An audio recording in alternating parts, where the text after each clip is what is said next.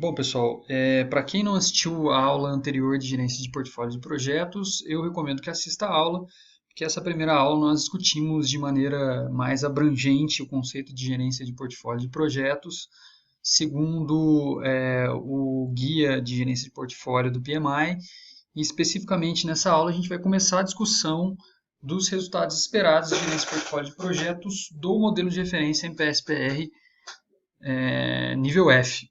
Tá? Então, a gerência de portfólio é um processo que, dentro do contexto de tecnologia de informação, desenvolvimento de software, ele entrou a partir da norma ISO IEC 12207 e posteriormente foi incorporada no MPS-BR. O CMMI não tem esse processo de gerência de portfólio e no MPS-BR ele é um processo que está presente no nível F de maturidade. O propósito desse processo é iniciar e manter projetos que sejam necessários, suficientes e sustentáveis, de forma a atender os objetivos estratégicos da organização.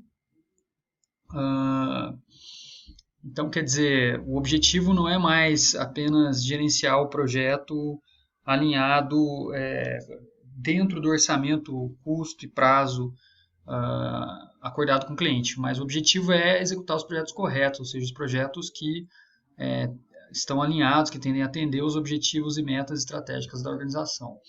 Então, esse processo ele compromete os investimentos.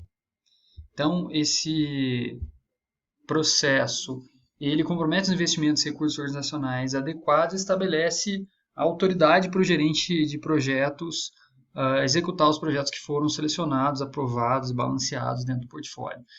Então, para isso, existem algumas atividades, alguns resultados esperados que requerem uma qualificação, uma avaliação contínua dos projetos para confirmar que eles justificam a continuidade dos investimentos, ou seja, o projeto vai ser avaliado antes de autorizada a sua execução e após autorizada a sua execução, ele é reavaliado periodicamente para garantir que esse projeto continua alinhado aos objetivos estratégicos da organização e que o portfólio da empresa continua balanceado. Tá? Caso algum desvio ocorra nesses dois critérios, ou seja, no peso do projeto, né, na prioridade desse projeto ou no balanceamento do portfólio do projeto, os investimentos, os recursos do projeto podem ser redirecionados para outros projetos. A ideia é que exista aí regras de governança para definir o que vai ser feito com os recursos do projeto, com os investimentos, com os recursos dos projetos que estão em execução. Então, o primeiro resultado esperado do modelo é também mais complexo, né, um pouco grande, tá? Ele diz que a sua oportunidade de negócio, as necessidades e os investimentos dos projetos devem ser identificados, qualificados, priorizados e selecionados em relação aos objetivos estratégicos da organização por meio de critérios objetivos. O resultado esperado ele não tem esses itenzinhos aqui, eu coloquei eles para destacar na forma, digamos assim, de atividades, tá? Então, nos próximos slides nós vamos discutir como alcançar esse resultado esperado de maneira decomposta nesses itens que eu coloquei aqui.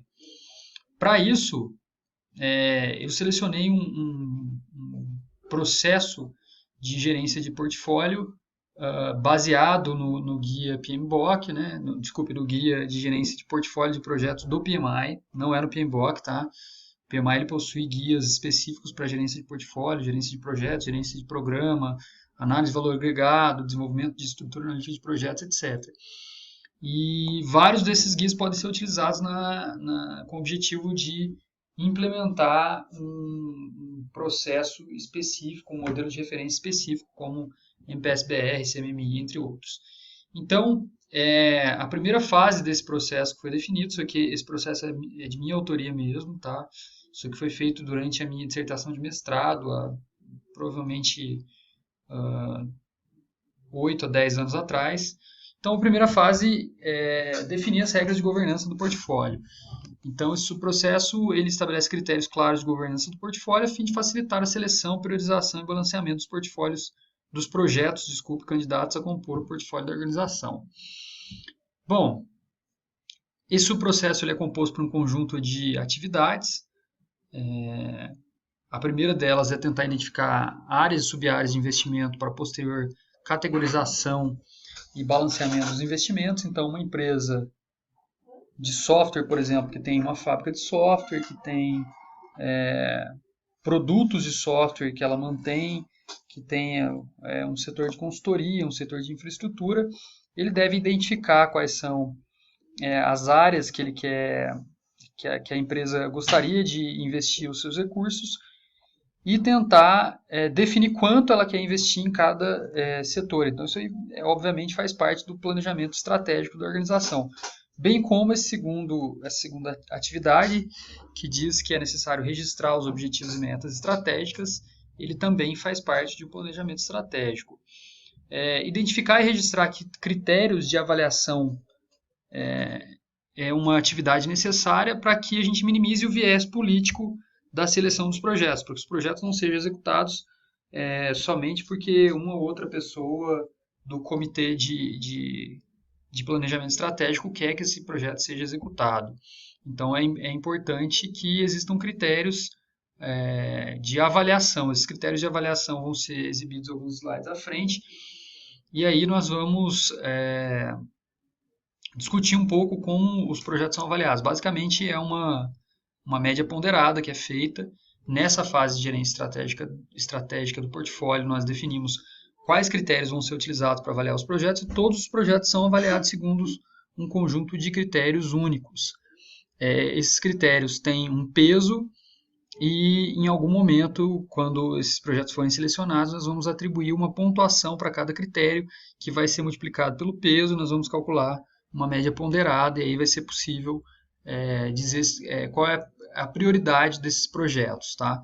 Então, durante a execução dessa disciplina, nós vamos ter um exercício prático no qual os grupos vão ter que selecionar um conjunto de projetos de um estudo de caso composto por um conjunto de 15 projetos, se eu não me engano. É um estudo de caso que vai levar 1 a 2 aulas para ser executado. Por fim, a gente pode parametrizar algumas ferramentas de seleção para definir qual que é o limite mínimo e máximo de tolerância a risco ou benefício para os projetos. Então, aqui é uma saída correspondente à identificação de áreas e sub-áreas de investimento. Na verdade, isso aqui é um gráfico de pizza, e aqui em cima eu tenho um gráfico de bolhas, no qual eu defino o quanto eu quero investir em cada área de negócio da empresa. Então, eu posso definir que eu quero investir um valor X aqui, e aí dentro desse valor X eu tenho sub-áreas de investimento, então eu vou subdividir isso aqui. Bom, o planejamento estratégico da empresa, ele é uma entrada necessária para que a gente possa trabalhar com a gerência de portfólio, né? Então, assim, lembrando que tudo que eu estou discutindo aqui ainda não faz nem sequer parte do primeiro resultado esperado, é mais ou menos uma coisa necessária para que eu possa fazer de maneira adequada, alcançar o primeiro resultado esperado. Tá? Aqui existem alguns exemplos de critérios. Então, alinhamento estratégico, a produtividade, se haverá algum ganho de produtividade ao executar esse projeto, se esse projeto vai gerar como resultado algo que vai trazer alguma vantagem competitiva para a minha empresa, se existe algum impacto nos negócios. Existem critérios financeiros, como, por exemplo, lucratividade do projeto, aumento da receita recorrente da empresa, redução dos custos. Então, tudo isso deve ser avaliado. Na verdade, isso não é uma regra, colocar todos esses critérios. Aqui estão só alguns exemplos de critérios. O ideal é que a empresa defina quais são os critérios que vão ser utilizados em cada categoria de investimento, e não é necessário, como eu disse, todos esses critérios aqui, tá? Mas existe aqui ainda impacto no mercado, impacto na linha de produto existente, tempo estimado de vida do produto, grau de inovação, melhoria do conhecimento dos empregados, estabilidade dos requisitos, etc. Okay? Inclusive, um dos critérios que eu não coloquei aqui foi o alinhamento do projeto aos objetivos e metas da organização. Inclusive, um critério bem importante para a seleção dos projetos, tendo em vista que você quer garantir o alinhamento estratégico desses projetos com os objetivos e metas da organização. Então, algumas saídas para essa primeira atividade são um planejamento estratégico com os objetivos e metas das áreas de investimento da empresa para curto, médio e longo prazo, um mapa de investimento desejado e os critérios de avaliação dos projetos e seus respectivos pesos, tá? Para que a gente possa fazer uma avaliação dos projetos, uma avaliação objetiva. Bom, agora a gente começa então a discutir questões relacionadas ao alcance desse resultado esperado. Então, nós estamos falando de registrar as oportunidades de negócio e as necessidades de investimento, então identificá-las e qualificá-las. Como é que a gente faz isso? Bom, a execução desse subprocesso, ela tem o propósito de coletar informações sobre os projetos para facilitar a sua categorização de alguma área de investimento e para permitir a avaliação posteriormente. Tá? Então, envolve a coleta de informações básicas sobre os projetos, envolve refinar a descrição dos projetos, dos objetivos do projeto, do escopo do projeto, né, uma descrição minimamente dos requisitos de cliente que permitam estimar em alto nível o custo, esforço e recursos necessários para o desenvolvimento do projeto. Relacionar os projetos com os objetivos e metas de curto, médio e longo prazo. Então, se esses projetos forem aprovados, nós vamos garantir, ao menos, que durante a aprovação do projeto, esse projeto era alinhado aos objetivos estratégicos da organização. E, por fim, categorizar esses projetos dentro das áreas de investimento que nós definimos anteriormente. As principais saídas, então, desse subprocesso são a lista de projetos contendo suas principais informações, estimativas preliminares de esforço, orçamento, recurso e os seus relacionamentos com os objetivos e metas da empresa, sua categorização de uma área e sub-área de investimento. Bom, o próximo subprocesso ele vai tratar a priorização e seleção dos projetos em relação aos objetivos estratégicos da organização. Então, o objetivo aqui é selecionar os projetos que estão alinhados aos objetivos estratégicos da organização e os projetos que fornecem maior retorno para a organização e menor risco. Então, se a gente utilizar aqueles critérios de objetivos para pontuar os projetos, nós vamos ter uma soma total de pontos para cada projeto e a gente vai conseguir utilizar algumas ferramentas que são específicas de gerência de portfólio para posicionar esses projetos e dizer quais projetos têm maior prioridade para a organização, para que a gente possa finalmente balancear o portfólio dentro das categorias, garantir que os investimentos estão plenamente distribuídos entre diversas áreas e que nós selecionamos apenas os projetos de maior prioridade.